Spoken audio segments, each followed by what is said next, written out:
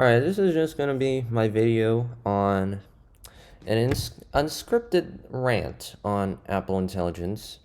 And the story is that in last year or last year, I forgot, I got a M3 Pro MacBook Pro, and the computer comes with this thing called Apple Intelligence. And if you don't know, it's terrible. It's rubbish. It's But for the newcomer to Apple, you see like this big glowing logo on the front of like the Apple website, and it's like built for Apple Intelligence and all that, and they're like, this is amazing. Like Apple's the biggest tech company in the world by a lot of standards, and like they got the money to like buy some like good AI companies and integrate them very nicely in their devices. Like it's Apple. It's Apple. Their intelligence gotta be good. But you'll see in the next few minutes that like it's very lackluster. So firstly, there is this thing called writing tools. So let's just see. Open a new document in Pages. By the way, the writing tools only exist if you're in like an Apple application, like in Safari sometimes it's there, in Pages it's there. But like in my experience, like not everybody uses Pages. Like people use Google Docs, they use like Microsoft Word, but like not Pages. I haven't met anyone that uses this app actually. The Apple Intelligence writing tools is also in Notes, and they're both this sort of button. They're both this kind of Apple Intelligence button with the pen in it. You click it, you get a few options. You can get the key points. I like the key points. That's what I use it most for. The key points is nice and the table's nice. However, these things are like, you have Grammarly, right? You have Grammarly and it already checks for your grammar. Like you can set it to professional and it'll like give you your professional stuff. More professional sounding bit of writing from your input bit of writing. I can't speak right now, I'm sorry. There's also a compose option, and it's just ChatGPT, as you can see. So if you like ChatGPT and you use Pages, like this is great for you. But like most people using like Google Docs and like Notion and stuff, like Notion already has like a much better AI than this. Like this is pretty lackluster in my opinion. But now now you know. Now you know that Notes has its own Grammarly. And also, one thing that I like about this writing tools is that it has a very nice animation it plays. The text kind of swoops around. I'll play a clip right here. I like that. That looks very satisfying. Apple does good animations. So the next part, you see Apple Intelligence and Siri. The next part that's intelligent is Siri. Is it intelligent? No, it's not. It's not intelligent at all. So scroll down and you'll find this extensions, ChatGPT. That's right. All that's changed about Siri is that it has ChatGPT now. So you can, if you have the Pro plan, you can link your account and you can get infinite, like however many ChatGPT credits or like tokens, like your plan includes. And there's an upgrade button there if you want to upgrade right now.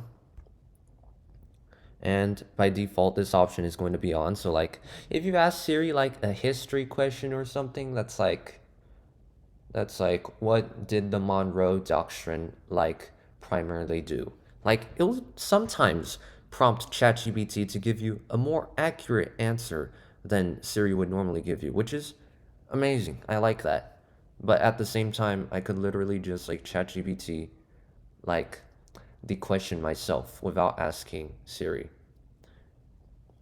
And in my opinion, it's very slow. It takes a while for like it to communicate with ChatGPT, which is understandable.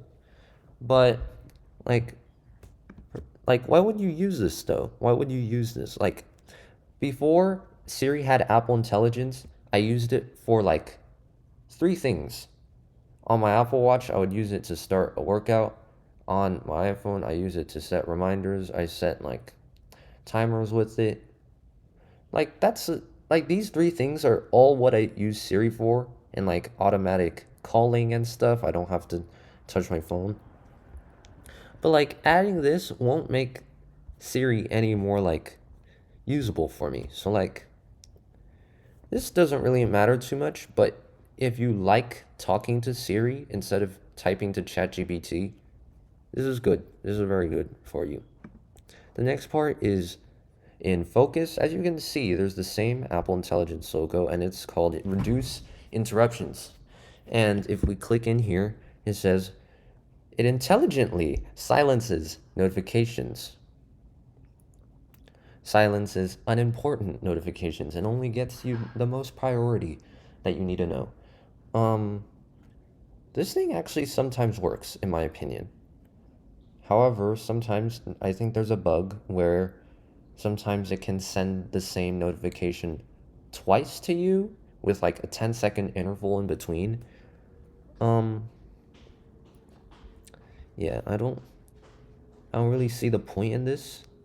Like my notifications on my phone, I'm a very tech savvy person. I like to have everything ordered and neat on my phone. Like these apps send me notifications like this. These apps don't send me notifications. Like I just don't listen to notifications on these apps. Like I already manage my notifications enough so that the apps that I want to notify me, like I always want to look. So this isn't too much use to me. But some people actually find this very useful, which, like, props to Apple for finally making a useful update after so long for them. Um, After the focus, we got. Oh yeah, let's just talk about one more thing, and it's that there's this new app. Okay, it's called Image Playground. It's on phone as well. This is the Mac version, and it's the most. I can't even describe to you how like this is not a good app. So let's first like it's your simple like image generator app. It's like you give it prompts, it'll generate you an image. Like let's say on generate image of Tim Cook. Appearance. Let's like choose a person. That's not Bill Gates. That's not Tim Cook. Sorry, did I say Bill Gates? Let's just say Bill Gates is like a monkey with an apple. If it actually responds correctly to this, I'm gonna be amazed. Like normally, it just like does not. Yo, yo, he just called Tim Cook a monkey. At this point, like Tim Cook, this is what Tim Cook's app does. Okay, so it's gotten me 4 images of. Oh. Okay, as a person who just got laid off for making this app, probably no, Apple wouldn't do that.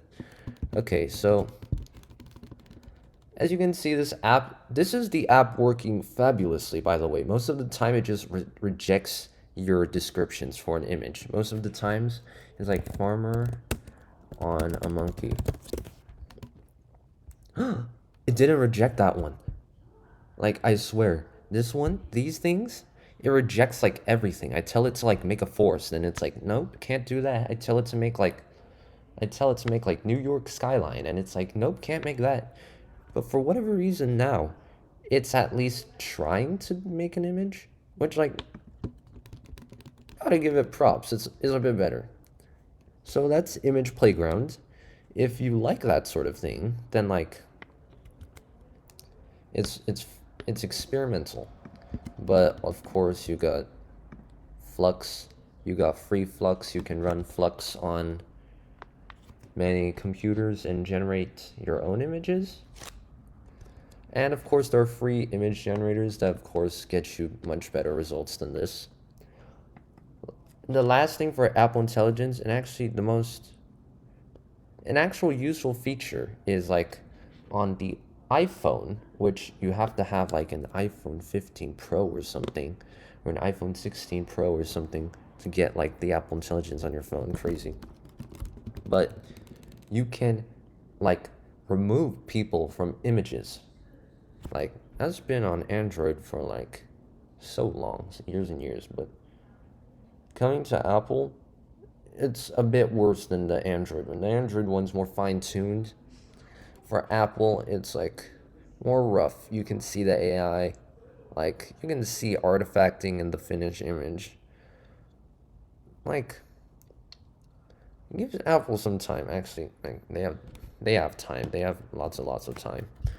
Okay, so that's basically it from Apple Intelligence. There's not really anything more. I just hope that they actually add important features. Just copy Android at this point. Like, I mean, admit your defeat. iOS was decent, and now like Android's a bit. Android's got some good features, and like in my opinion, I would just copy what works, and like, I'm happy, you know. All right. So if you got a friend that's like wanting to buy an Apple device and they see this flashy new thing, Apple Intelligence, and they're like, whoa, like Apple Intelligence looks cool, like show them this video and then like watch the reaction to it. Anyways, stay tuned for more unscripted rants and like good content coming up. I got a lot of content, a lot of programming content that will be great for newcomers to Swift programming, iOS programming. I got React content for websites, like lots of good stuff. I'm on summer break, by the way, so that's why I got time when school starts. Like, oh boy. Like, anyways, see you in the next video.